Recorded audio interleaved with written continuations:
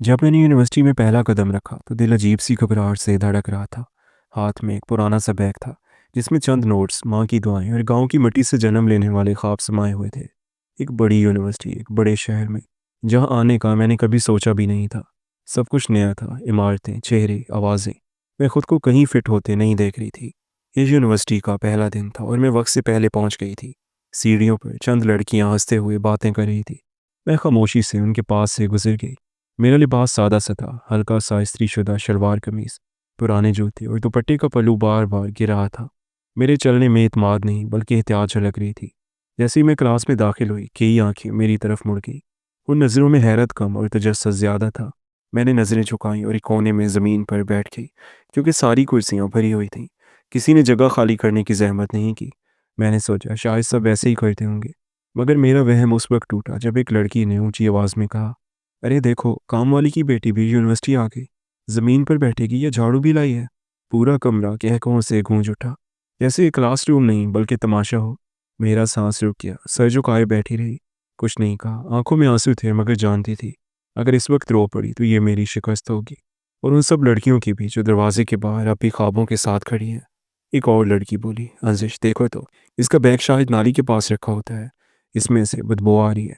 मुझे लगा ज़मीन फट जाए, मगर नहीं। वही ज़मीन थी जो मेरी पहचान थी, जिस पर मैं पली थी। मैं जानती थी कि यहाँ किसी को खुश करने नहीं बल्कि खुद कुछ बनने आई हूँ। जब क्लास शुरू हुई, एक लंबे कद के प्रोफेसर अंदर आए और बगैर कुछ कहे लेक्चर देना शुरू कर दिया। मैं पूरी तवज्जो से सुन रही थी, हर लफ्ज़ ज़हन में महफूज करने की कोशिश कर रही थी। मेरे पास नई किताबें नहीं थीं, सिर्फ एक सादा सी कापी और पुराना कलम। मगर हौसला ताज़ा था। दिल के अंदर जलती वो आग जो बुझने नहीं देती।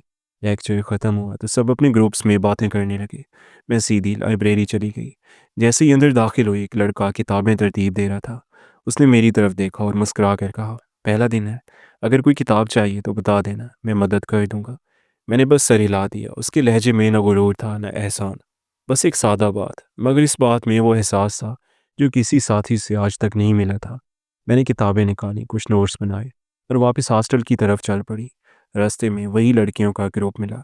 एक बोली, अगली बार जल्दी आ जाया करो वरना नीचे जगह मिलेगी। वैसे तुम्हारा असल मकाम तो नीचे ही है। मैंने इस बार भी कोई जवाब ना दिया। बस दिल में एक बात उतर गई, आज मैं ज़मीन पर बैठूंगी मगर एक दिन यही लोग मेरी बुलंदियों को मानने पर मजबूर होंगे। उस रात मैंने माँ को फ़ोन किया और बस इतना कहा, माँ, यहाँ सब मेरा मजाक उड़ाते हैं। माँ की आवाज़ आई, बेटी, जो दूसरों को नीचा दिखाते हैं, खुदा एक दिन उन्हें खुद नीचा दिखा देता है, सब्र रख। उस रात मैंने खुद से वादा किया, जो भी हो, किसी को ये महसूस नहीं होने दूंगी कि मैं टूट रही हूँ। यूनिवर्सिटी का पहला दिन गुजर गया मगर उसका असर मेरे कदमों से चिपक गया।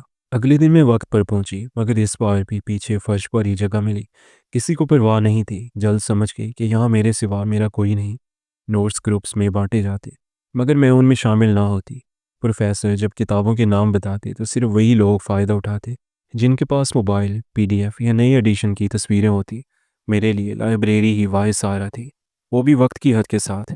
एक दिन मैंने एक हम जमात से कहा, अगर तुम्हारे पास पिछले सेमेस्टर के नोट्स हों तो प्लीज़ मुझे दे दो। उसने मेरी तरफ देखे बगैर कहा, मुझे याद नहीं, कहाँ रखे हैं। वैसे तुम्हें तो सब याद करना ही है, नोट्स की क्या ज़रूरत। वो जवाब ऐसा लगा जैसे दरवाज़ा ज़ोर से बंद हो गया हो। मैं चुपचाप पलटी और खुद से कहा, ठीक है, अब सब कुछ खुद करना होगा। हर रोज़ मैं सबसे पहले क्लास आती और सबसे आखिर में जाती। लाइब्रेरी मेरा पनाहगाह बन चुकी थी। कुछ किताबें इतनी पुरानी थीं कि सफ़े छूते ही झड़ने लगते, मगर मैं इन्हीं पुराने सफ़ात से नया जहान ढूंढने लगती।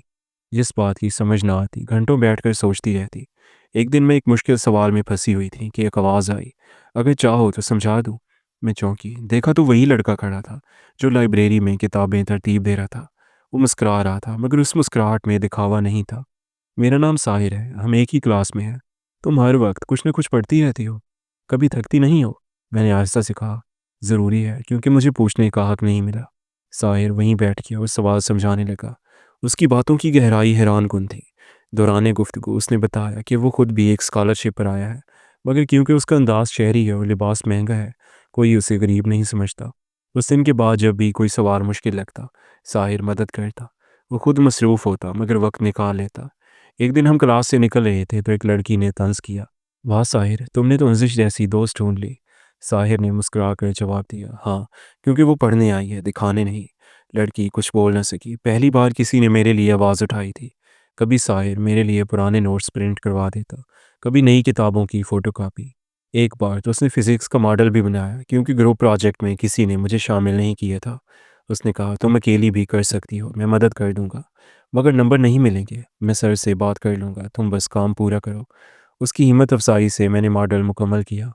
जब प्रोफेसर ने देखा तो हैरान रह गया, पूछा, ये किसकी मदद से बनाया? मैंने सच कहा, साहिर ने रहनुमाई की, मगर काम मैंने खुद किया है। प्रोफेसर ने कुछ न कहा, बस सर हिला दिया।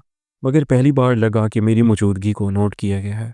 2 हफ्ते यूनिवर्सिटी में गुजर चुके थे, मगर मैं अब तक एक भी किताब खरीदने के काबिल नहीं थी। लाइब्रेरी में रिजर्वेशन पहले से हो जाता और आम किताबें उन्हीं को दी जाती जिनके ताल्लुकात या रसाई ज़्यादा होती। एक दिन साहिर ने कहा, ये मेरे पुराने सेमेस्टर के रेफरेंस नोट्स हैं, तुम रख लो। मैंने इनकार किया, नहीं, तुम्हें बाद में ज़रूरत पड़ सकती है। उसने मुस्कुराते हुए कहा, नहीं, तुम्हें अभी ज़रूरत है, बाकी सब बाद में देखा जाएगा। वो नोट्स मेरे लिए ख़जाने से कम नहीं थे। मैंने अहम नुकात निशानजद किए, खुद की कापी में खाके बनाए और साहिर के साथ चंद अहम मौज़ूआत पर बातचीत की। ज़िंदगी का ये नया अंदाज़ था जिसे किसी ने सिखाया नहीं, बस मौका दिया गया। जब मैं कोई सवाल खुद हल कर लेती तो साहिर कहता, देखा, अब तो तुम मुझे पढ़ा सकती हो। हमारी गुफ्तगू हमेशा पढ़ाई के गिर्द रहती। उसने कभी फजूल बात नहीं की, ना कोई ज़ाती सवाल पूछा। उसके अंदाज में एतमाद और एहतराम था, जैसे मैं कोई कमज़ोर लड़की नहीं बल्कि काबिल इंसान हूँ। 4 साल तक मैंने यूनिवर्सिटी के हर लेक्चर, हर प्रेजेंटेशन को फर्श पर बैठकर सुना। इब्तदा में ये मजबूरी थी, फिर आदत बनी और आखिरकार मेरी पहचान। मैं सोचती रही, शायद वक्त के साथ लोगों का रवैया बदल जाएगा, मगर कुछ भी ना बदला। चौथे सेमेस्टर में जब रिसर्च का काम शुरू हुआ तो ग्रुप्स बनने लगे। सब ने अपने दोस्तों के साथ ग्रुप बना लिए। मेरा नाम किसी फहरिस्त में नहीं था। साहिर मेरे पास आया और बोला, मैंने सर से बात कर ली है, हम दोनों अलग ग्रुप में रहेंगे। मैंने पूछा, क्या सर इतराज़ नहीं करेंगे? उसने कहा, करें भी तो क्या, 2 लोग हैं, काम तो हो जाएगा, हम मुकम्मल कर लेंगे। तहकीक के लिए हमें मुख्तलिफ मकामात पर जाना होता। कई जगहों पर लोग मेरे सादा कपड़े देखकर सवालिया नज़रों से देखते, मगर साहिर हमेशा मामला संभाल लेता। एक दिन हमें एक अफीसर से इंटरव्यू करना था। मैंने सवालात तैयार किए थे। जब हम पहुंचे तो इस अफसर ने साहिर से कहा, ये आपकी स्टाफ मेंबर है? साहिर ने संजीदगी से जवाब दिया, ये मेरी टीम लीड है, मैं इनका असिस्टेंट हूँ। उसके जवाब पर वो अफीसर खामोश हो गया और इंटरव्यू के दौरान मुझसे इज्जत के साथ पेश आया। वापसी पर मैंने साहिर से कहा, तुमने मुझे ज़रूरत से ज़्यादा इज्जत दे दी। उसने मुस्कुरा कर कहा, मैंने बस वो कहा जो तुम हो, बाकी लोग कम देखते हैं, तुम सब देखो। चौथे सेमेस्टर में मुझे एक इम्तहान में कम नंबर मिले। मैंने प्रोफेसर से रिक्वेस्ट की कि कॉपी दोबारा चेक कर ले। उन्होंने कहा, वक्त गुजर गया, अब कुछ नहीं हो सकता। साहिर ने कॉपी देखी और कहा, ये तुम्हारी नहीं लगती, कई जवाबात गायब है। हम दोबारा प्रोफेसर के पास गए। इस बार साहिर ने पुराने असाइनमेंट्स और सबूत दिखाए। काफ़ी बहस के बाद प्रोफेसर ने कहा, ठीक है, दोबारा चेक कर लेता हूँ। चंद दिन बाद मेरे नंबर अपडेट हो गए। किसी ने माफ़ी नहीं मांगी, मगर मेरा हक तस्लीम किया गया। ये सब साहिर की मुस्तकिल मेहनत का नतीजा था। 4 साल में यूनिवर्सिटी का माहौल कभी आसान नहीं हुआ। मौसम बदले, मज़ामीन बदले, मगर हालात वैसे के वैसे रहे। ज़मीन पर बैठना मेरी आदत बन गया और उन लोगों के लिए भी सबक बन गया जो समझते थे इज़्ज़त सिर्फ कुर्सी पर बैठने से मिलती है। साहिर अक्सर कहता, अंजिश, तुम सिर्फ क्लास नहीं बदल रही, निज़ाम बदल रही हो। मैं हंसती थी, मैं तो बस अपना रास्ता बना रही हूँ। अगर किसी को हिम्मत मिल जाए तो उसकी खुशनसीबी है। ग्रेजुएशन के आखिरी दिन सब तस्वीरें बना रहे थे।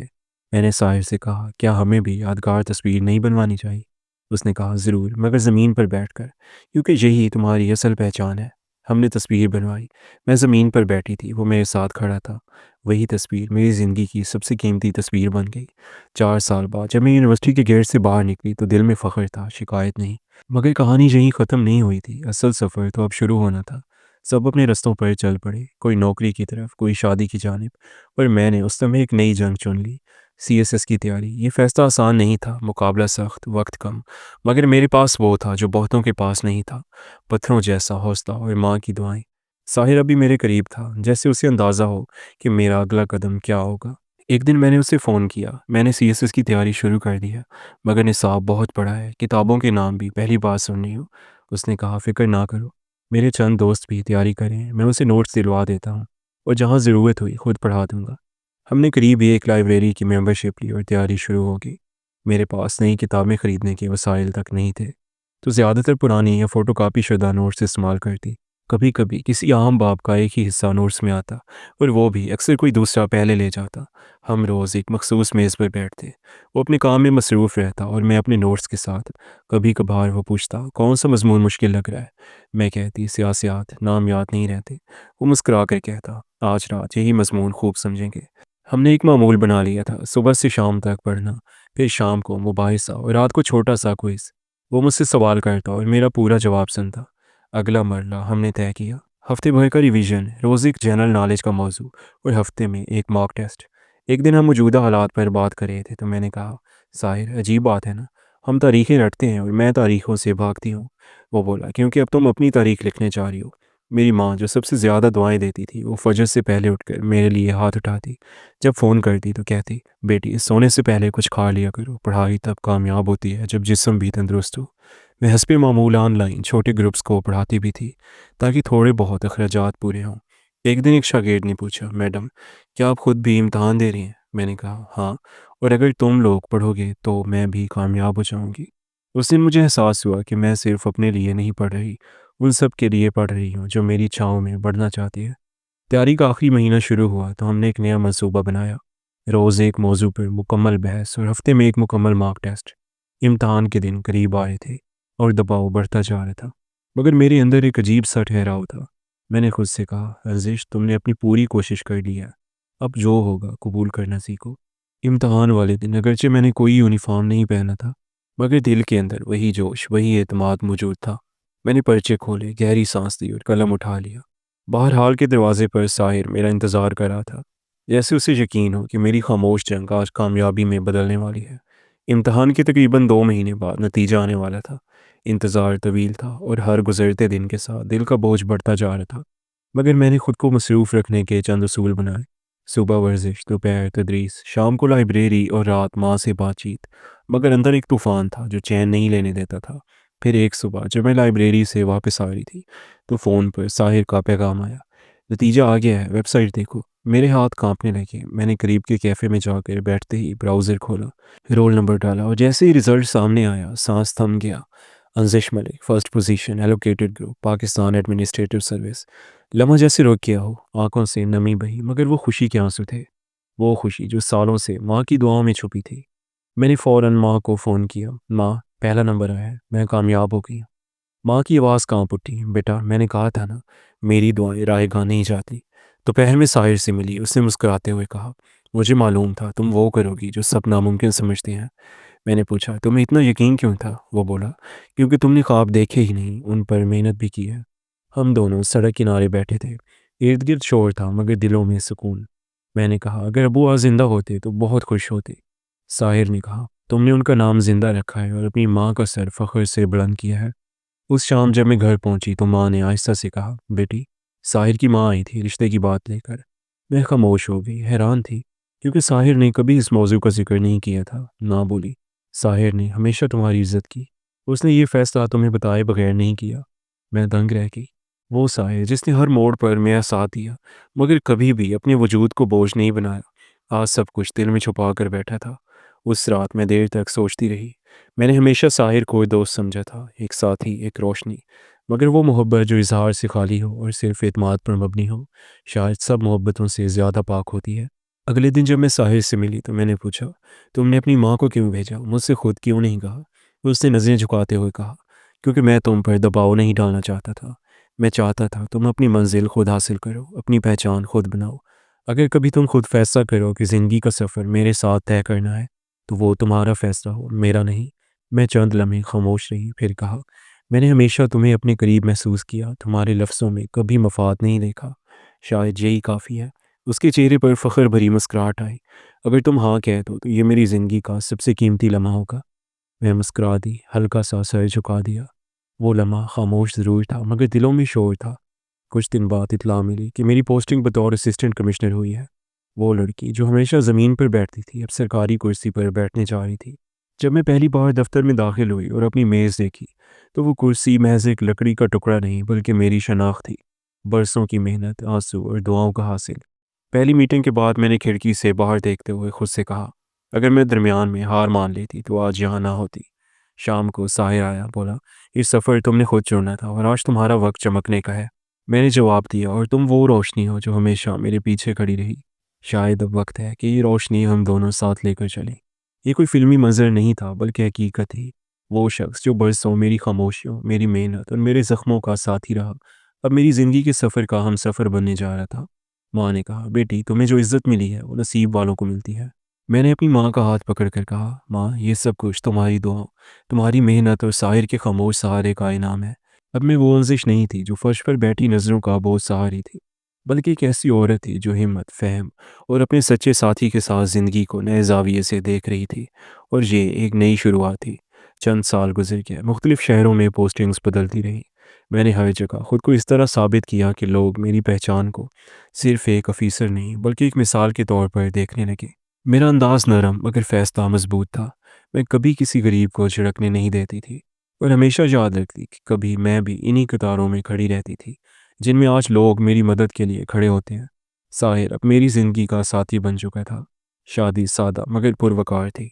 निकाह के वक्त जब कारी साहब ने पूछा कि आपको ये निकाह कबूल है, तो मेरी नज़रों से आंसू बह निकले। वो खुशी के आंसू थे, जिनमें सालों की मेहनत, तकलीफ़, इज़्ज़त और मोहब्बत का हासिल छुपा था। मैंने धीरे से कहा, कबूल है। साहिर ने भी यही अल्फाज दोहराए, और उस समय लगा जैसे पूरी कायनात ने हमारी कहानी पर आमीन कह दिया हो। शादी के कुछ महीने बाद एक दिन महकमा तालीम से ख़त आया। मेरी यूनिवर्सिटी के वाइस चांसलर ने दावत दी थी कि मैं बतौर चीफ गेस्ट वहाँ की सालाना तकरीब तकसीम इनामात में शिरकत करूँ। ख़त पढ़कर मेरे हाथ थरथराने लगे। दिल में वही पुराना मंजर ताज़ा हो गया। वो क्लासरूम, वो तंज, वो ज़मीन जिस पर बैठ कर मैंने ख्वाब देखे थे। मैंने साहिर की तरफ देखा। वो बोला, वक्त आ गया है अंजिश। तकरीब वाले दिन मैंने अपना सफ़ेद शाल ओढ़ा। वही शाल जो माँ ने उस वक्त दी थी जब मैं यूनिवर्सिटी के पहले दिन जा रही थी। जब गाड़ी यूनिवर्सिटी के गेट पर रुकी तो सिक्योरिटी गार्ड दौड़ता हुआ आया। मैडम, आपके लिए ख़ास रास्ता रखा गया है। मैं मुस्कुरा दी। नहीं, मैं उसी रास्ते से अंदर जाऊंगी जिससे सब तालिब इल्म जाते हैं। जैसे ही मैं हॉल में दाखिल हुई तो पूरा मजमा खड़ा हो गया। तालियां बज रही थी, नारे गूंज रहे थे। ये हैं वो अंजिश मलिक जिन्होंने हमारी यूनिवर्सिटी का नाम रोशन किया। मेरी नज़र सामने की कुर्सियों पर पड़ी। कुछ वही प्रोफेसर थे, कुछ नए चेहरे, मगर मेरी निगाह जैसे ही एक कोने में बैठी लड़की पर पड़ी जो ज़मीन पर बैठी नोट्स बना रही थी। दिल कांप गया। वो मैं ही थी चंद साल पहले। मैं उसके करीब की, उसके कंधे पर हाथ रखा और कहा, ज़मीन पर बैठना तुम्हारी कमज़ोरी नहीं, तुम्हारी पहचान बन सकती है। बस यकीन मत छोड़ना। लड़की ने हैरानी से मेरी तरफ देखा, जैसे उसने अपने मुस्तकबिल को सामने खड़ा देख लिया हो। जब स्टेज पर मेरा नाम पुकारा गया तो पूरा हाल गूंज उठा। मैंने माइक संभाला और गहरी सांस लेकर कहा, मैं आज यहाँ एक अफीसर की हैसियत से नहीं, बल्कि एक स्टूडेंट के तौर पर खड़ी हूँ, जो कभी इसी ज़मीन पर बैठती थी, जिसे आपने शायद नज़रअंदाज किया। याद रखें, किसी इंसान की कीमत इस नशिस्त से नहीं, बल्कि उसके हौसले से तय होती है। अगर ज़मीन पर बैठकर भी आपके ख्वाब बुलंद हो, तो कोई कुर्सी आपसे ऊंची नहीं। पूरा हाल खामोश था। फिर एक लंबा सा तालियां बजाने का शोर हुआ। मेरी नज़र साहिर पर पड़ी, जो पीछे बैठा मुस्कुरा रहा था। उसकी आंखों में फ़ख्र था, जैसे वो कहना चाहता हो, मैंने कहा था ना तुम तारीख लिखोगी। तकरीब ख़त्म हुई तो वाइस चांसलर ने आकर कहा, मैडम, आज आपने हमारे इदारे को नहीं बल्कि हमारे सोचने के अंदाज को बदल दिया है। मैंने सिर्फ इतना कहा, बस यही मेरा मकसद है। बाहर निकलते वक्त वही लड़कियां जो कभी मेरा मजाक उड़ाती थी, अब कतार में खड़ी थी।